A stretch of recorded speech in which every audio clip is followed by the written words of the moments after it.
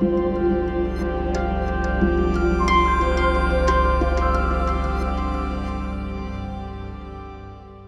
welcome to Ghost in the Empathy Machine, exploring the player-character connection in Life is Strange, True Colors.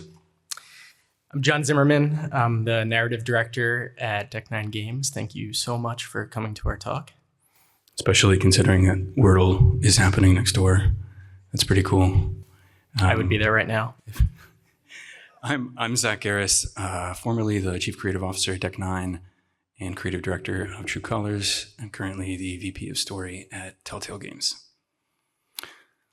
So to kick things off, we have 30 minutes. Let's do a brief history of narrative. 3,000 years ago, storytelling consisted of basically one thing. It was people hanging out around a fire and a poet singing about stuff that happened that was inspiring or compelling, like Achilles' rage and the Homeric origin. 2,500 years ago, poets realized they could start pretending to be Achilles. And story became something that was performed. Yeah, there we go. And the audience went from hearing someone tell them about a narrative experience to watching a narrative experience unfold and seeing the drama and the comedy on the faces and the body language and the vocal tones of the actors. 500 years ago, we invented the printing press, which led to the novel. And now audience members could experience the interior spaces of Achilles or any other character, and they could imagine what was going on inside the hearts and minds of the characters. Little over a century ago, motion pictures. Now we can physically put the audience on the battlefield next to Achilles or other things. A few decades ago, video games. And now digital media is something that the audience can directly interact with, leading us to games like Life is Strange. So when we're looking at this arc of storytelling's history, we just want to call out the movement of the arc as one toward interiority. It's toward empathy. The audience has gone from hearing someone talk about a story to watching people perform a story to imagining the story from the inside, to physically seeing the inside, to now, through agency, participating in the story themselves. Yeah, great. So as Zach just laid out, all of narrative history, and really human history, has led us to video games. So let's talk about what makes video game narratives distinct. It starts with the controller. Video game narratives are about control. We control a character usually, and we call that the player character. The player character is given tools where they are able to act upon the world. We sometimes call these verbs or interacts. And the world is usually filled with non-playable characters or NPCs for the player character to interact with or against. One of the most crucial decisions we make as game writers is the question of prescription. How prescribed versus how open is the player character experience? So let's look at a spectrum. On one end, you have player avatar from Stardew Valley. He or she can be molded out of 24 skin tones, 73 hairstyles, hundreds of combinations of clothing, whatever name you wish, and of course, dog or cat preference. And on the other end of the spectrum, you have Kratos. Kratos is not an avatar. Kratos is Kratos. You do not customize Kratos. You do not make choices for Kratos. Kratos' verbs are move, jump, and smash. So getting a little more nuanced, here is a character like Max Caulfield from the original Life is Strange. Max is obviously a character. She's not an avatar. But as a character, she is designed to be open for how the player wishes to interact with the story. She begins the game shy and passive. Her relationships are mostly blank slates, giving us a lot of agency to craft them. And her core objectives align perfectly with the players. She is seeking to understand the world and the people around her, as we are. She's confused about her power and wants to learn more, just like us. And she's undecided about many things, including her romantic entanglements, giving us a lot of space to get to make those choices for her. Now let's compare that to Chloe in Life is Strange Before the Storm, the game we made. Chloe is far more toward the Kratos end of the spectrum than Max is. And this makes sense because Chloe began her life as an NPC in the original game. She wasn't created with player control in mind. Instead, Chloe is really bold and really aggressive and often angry about one thing or another. Not as angry as Kratos, but still angry. She's opinionated about the people in her life, and her backstory, the trauma she suffered from her father's death, is critical to who she is. She's decidedly not a blank slate. So despite sharing a franchise, the experiences of being Max and Chloe are by necessity very different. And this was something that we only really came to appreciate as we were making Before the Storm. At a certain point in the scripting process, we really faced a choice of whether to soften Chloe's personality and try to turn her into more of an open player character, or retain all of her personality, those wonderful rough edges, and try to find other avenues for bringing the player into the story. And you can see which one we chose.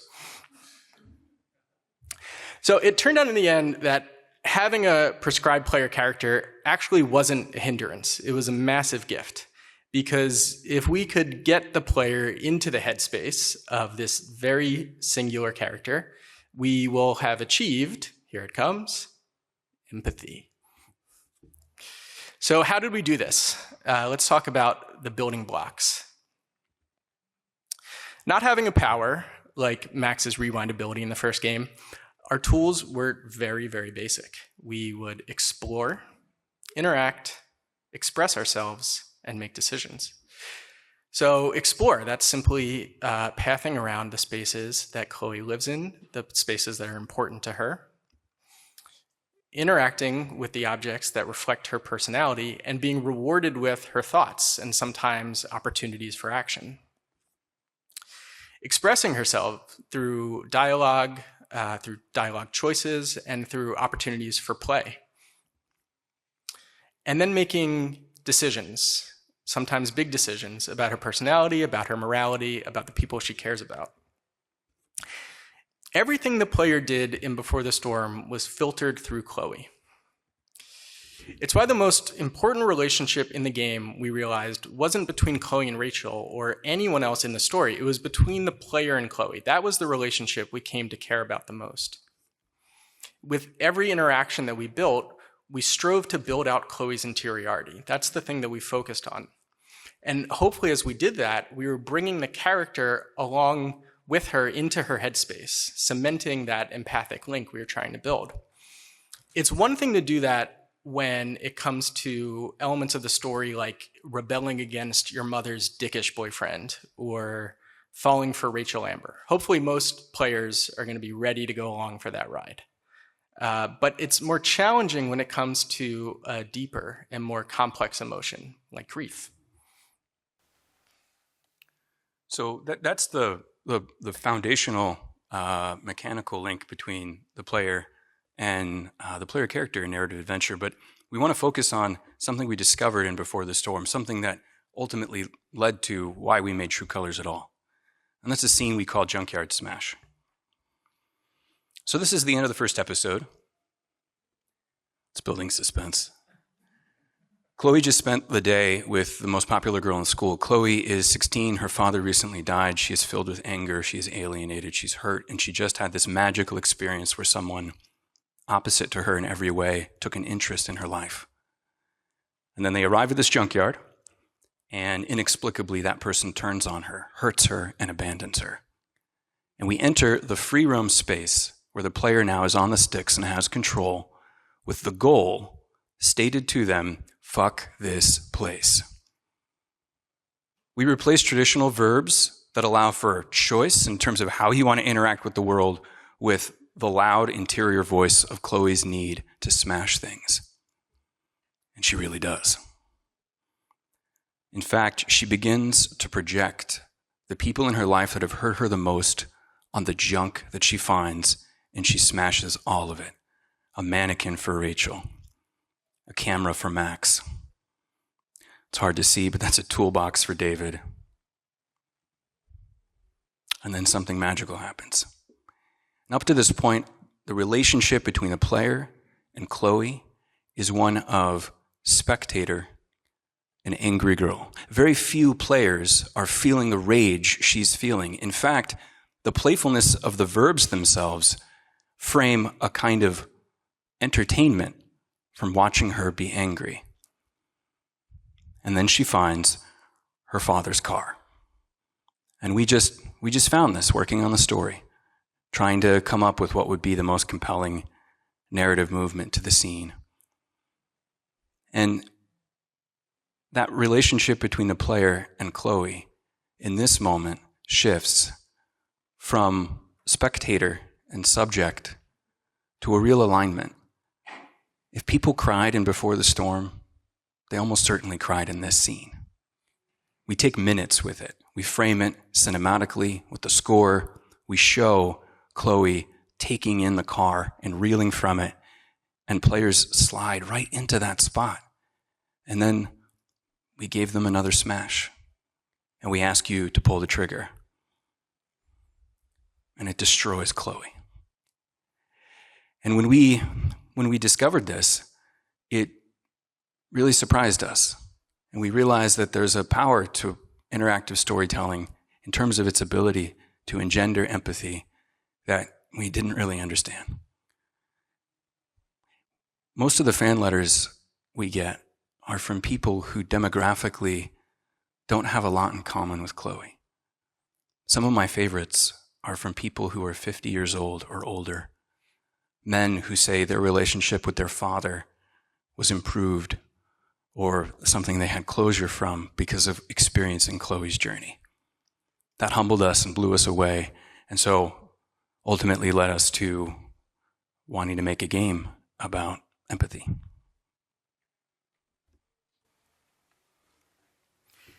Yeah, so we were fascinated by those letters we received, the reactions we received, by this extension of empathy to all different kinds of people into, as we laid out, this really singular character of Chloe, right? Not being an avatar, not being someone that you craft, but someone that you role play and you inhabit.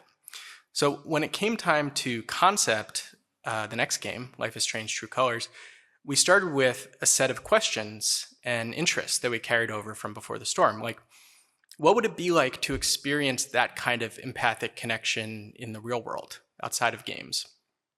How would it shape you as a person? And what would a power based on empathy allow us to do as storytellers? So fast forwarding over many, many months of iteration, here's what we landed on. As before, we start with a player character. This time, she's named Alex, and the player is going to control her the entire game to interact with the world. We get to explore as her, hear her thoughts, make choices, but now we wanted to extend that player character experience outward. So we came up with this empathy power for Alex that functioned like a prism, projecting us through her into the interior spaces of the NPCs in the world around her. It starts with auras, showing us that an NPC is feeling an emotion. And when we use our empathy power, we're rewarded with the NPC's thoughts in their voice about the emotion that they're feeling. And we actually discovered something really interesting while we were writing these NPC insights. Players enjoyed hearing them, but with all the different voices coming into their head, they would begin to feel lost and disconnected from Alex. And we solved this in a really simple, but we think really interesting way, which was capping every NPC insight with a short follow-up thought from Alex. Sometimes it was just a couple words, but it would reflect or react in some way to whatever emotion she just connected with. And it was a really small shift, but it had the effect of realigning the player to Alex. It brought them back into her as the player character after they'd taken that journey into a different consciousness together. They were side by side again, experiencing that emotion together rather than separately. So let's look at how that relationship functioned in one of the bigger power moments, which we call novas. In this scene, Alex has asked Eleanor for help finding Mac. And at one point, Eleanor seems to become confused, disoriented, and she starts eliciting a surprisingly strong emotion of fear. So we use our empathy power to connect with that fear, and when we do, her aura suddenly explodes outward. It literally colors the world around her. And here's what that looks like when that happens.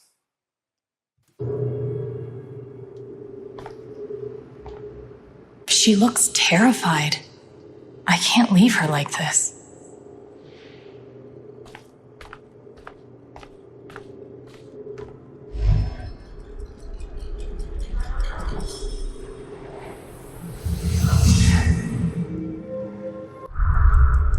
Holy shit.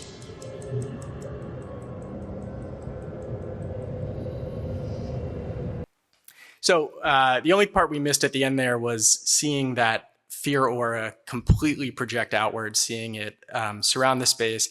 And then we go back into a free roam and we're exploring the space again, right? So that's what gives us the entree into exploring Eleanor's emotion. We're now going to path around, and Alex and the player are going to be side by side exploring Eleanor's fear together. So we're going to interact with objects that are connected to it. We're going to hear insights, and ultimately, we're going to be inside Eleanor's thoughts, and we're going to fill out an understanding of that fear, of that emotion of hers. Now, once we've explored Eleanor's emotion, we come away understanding the cause of it, that she's suffering from dementia, and she feels her grasp on reality slipping away. And hopefully, what we were really going for, the crux of all of the sound design, the cinematics that you saw, was to try and engender some of that feeling that we captured with Chloe in the junkyard of not just being the spectator, but participating in the emotional experience. Except now it's not just our player characters, right? It's Eleanor's. We are, through Alex, sharing in a different character's emotional experience. We're projecting our empathy outward. So now that we've been armed with this connection and this empathy for what Eleanor is going through, we're set up to make a difficult choice on Eleanor's behalf. Alex realizes that Eleanor has forgotten her brother's death and is unaware of his funeral that evening. Do we remind her, even having felt how much pain that's going to cause her? So all the fundamental tools from before the storm were all there in that experience. They're just projected outward. We explore another's world. We interact with the objects important to them. We express through another's voice, and we make moral decisions that impact them. We really loved using this power to explore the empathic connections that games can build. We loved getting to create power moments like the Eleanor power moment and explore something that we would never get to do if we were tied to just one player character experience. And when we brought empathy from the meta in Before the Storm to the plot in True Colors, we came to understand it far better and explore it far deeper than we did before. The more we explored it and the more we read, we discovered something else about empathy that really surprised us. Empathy is complicated. Who knew that? Also, just side note, thanks for bearing with us with the tech. I know it keeps cutting out. As game devs, I think we're 99% of the time we spend with tech is broken. So maybe it feels familiar. Did you plan it that way? It's not intentional. Okay, yeah, empathy is complicated. We read a lot. Organizational psychology, behavioral psychology, social science, spiritualists, gurus. Empathy is a bit of a buzzword lately, too. It's a positive, it's a net good, it's a virtue. I think often when people talk about the positive elements of empathy, what they're really talking about is compassion. Empathy is when someone else's emotional state overrides yours. When your best friend is mad at you and they say something dumb from a place of anger, what's the best way to react to that? It's probably not to immediately be as angry as they are. It's equally wrong not to pay attention to what's making them angry. But that's the complication. That's the thing that really became interesting to us. So as often happens with story development, the thematic and conceptual exploration ultimately came full circle and influence the plot, and the entirety of the 5th episode of True Colors is about this. So when we end 4, Alex gets shot in the head and thrown down a mine. She wakes up and she has to, in a very surreal series of exchanges, perform the empathy power on herself and go through constellation points in her life that have wounded her the most and that have coded her to be the person she is. Sadness over her mother's death. It's the first time we're going to see Alex shooting a nova out of her own. The terror when their father abandoned her brother and her. One of the harder moments in the game, Alex has to sit in a version of the orphanage she grew up in and watch as potentially adopting parents would approach, and she would feel all the reasons they didn't pick her. That she's sensitive. I'm sure she's a sweet girl, she hears, but she's not for us. It's the kid who's been in all those fights, right? There's just something off, wrong with her. And we watch Alex explode in anger. I think it's my favorite shot in the game. It's really cool.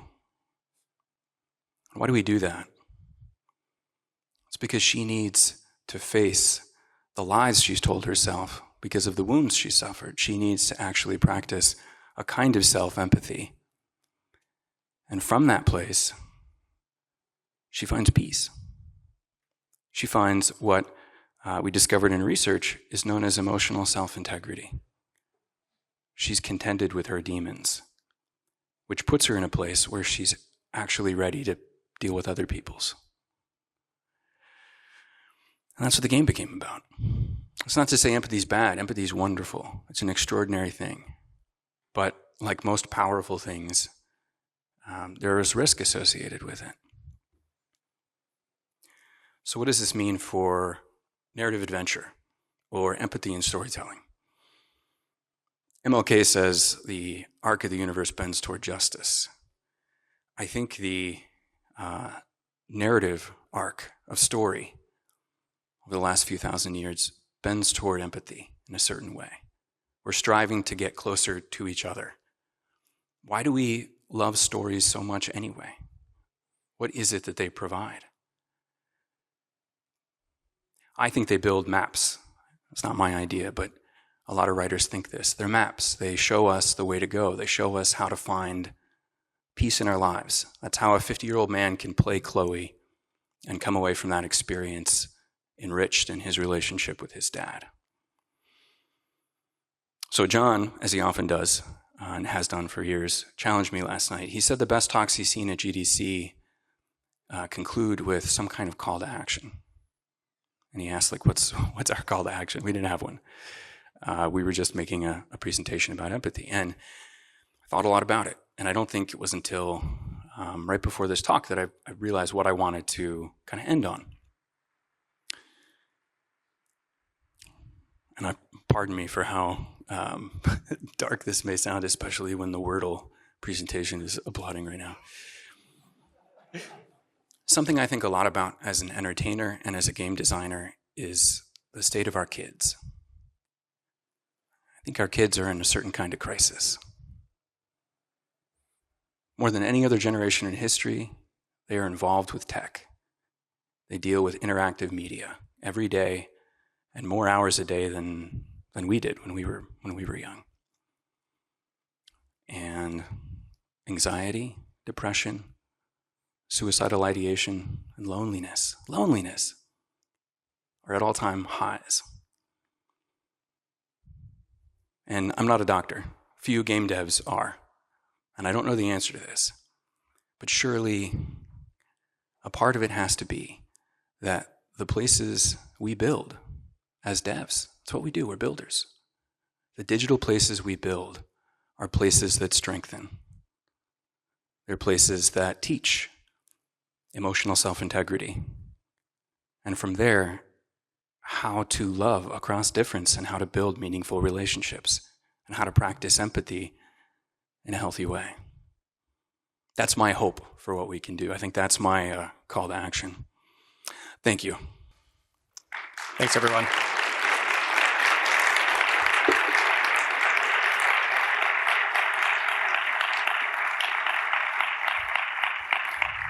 We have lots of time for questions, so please come ask them. I think we have microphones on both sides.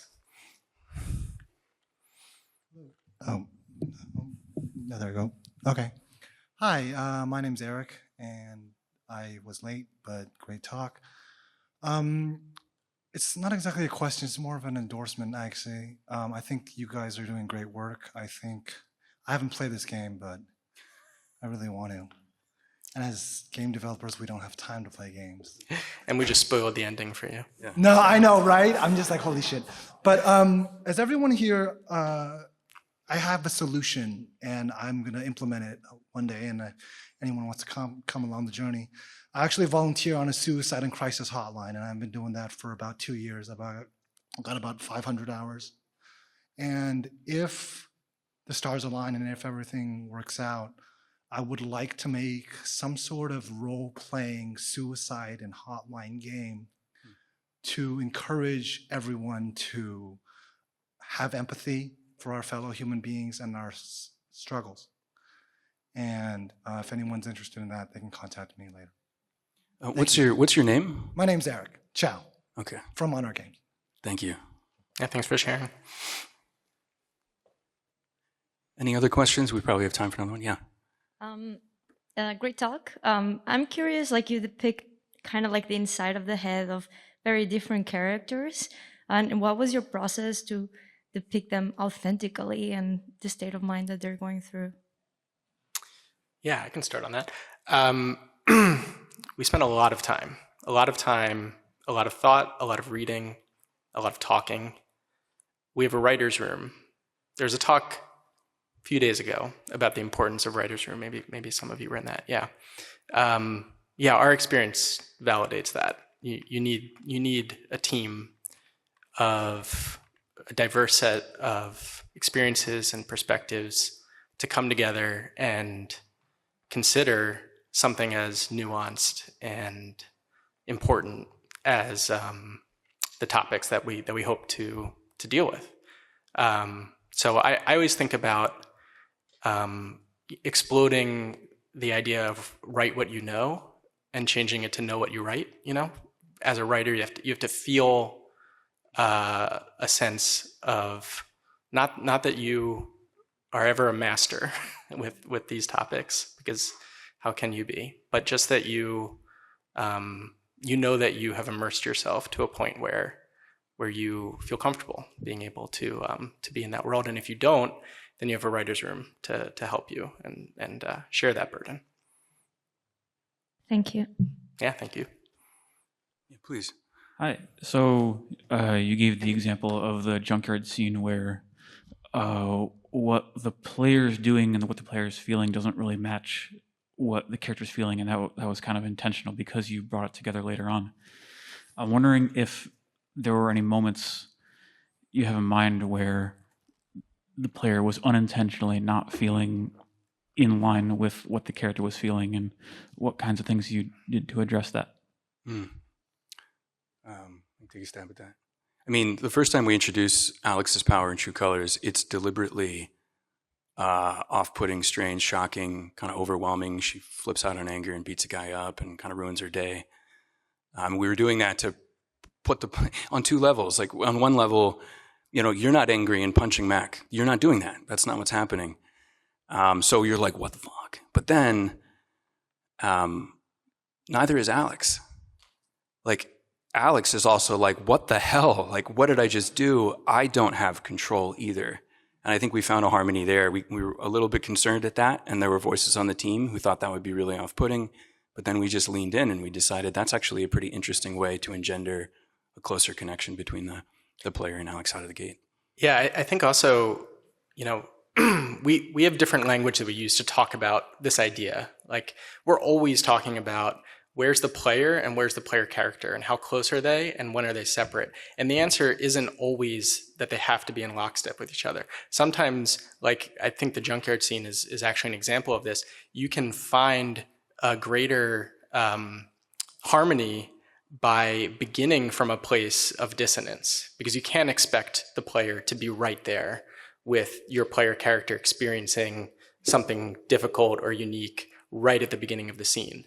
But that's where we get to use our tools and create a sense of play to draw the player into it. So I think, there's almost a musicality to it where you can think about like a dissonance and an assonance that builds over the course of a sequence where you hopefully land at a place that comes together and finds that poignancy. I think we have time for one more question. And then I want to remind everyone, I was asked to remind you to fill out your surveys about the quality of the talk. And then we're probably going to head down the hallway and hang out in the main atrium area if anyone has follow-ups or questions or want to talk about anything, please. Hey, I'm Blake from Gorilla. I just wanted to ask you guys, based on my experience building sequences like this, and you guys do it extremely well, it's very hard to get across exactly the kind of thing you want to get across in the early part of the process when asset fidelity is really low. You don't have that music yet. You don't have that final interaction yet. You don't have those animations. How do you guys build this stuff? What does it look like in the early days to make it sell, to get across the idea that it's like gonna be there eventually? Yeah. Can I do this one quickly? Yeah. I use this phrase in the talk deliberately. I think about the grammar of constellation points. What galvanizes the room in an early idea will be one particular moment, one concept, one thought. What if Chloe finds her dad's car? And everyone's like, oh my goodness. Okay, let's start building around that. Let's build from that.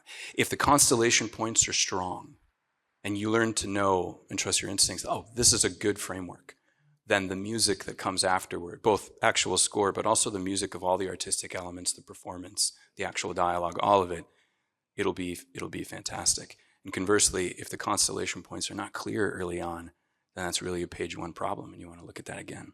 It takes time. I'll just add too, we're very lucky that we have a tool set that lets us script the entirety of the scene. So like a screenplay for a movie, we can show the power of the scene on the page, or if it's not working, it goes both ways.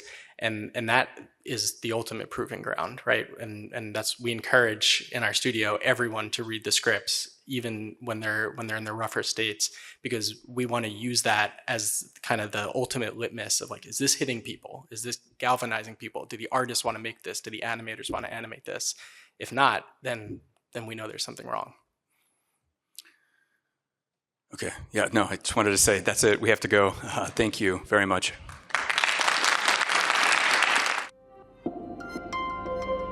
Thank you.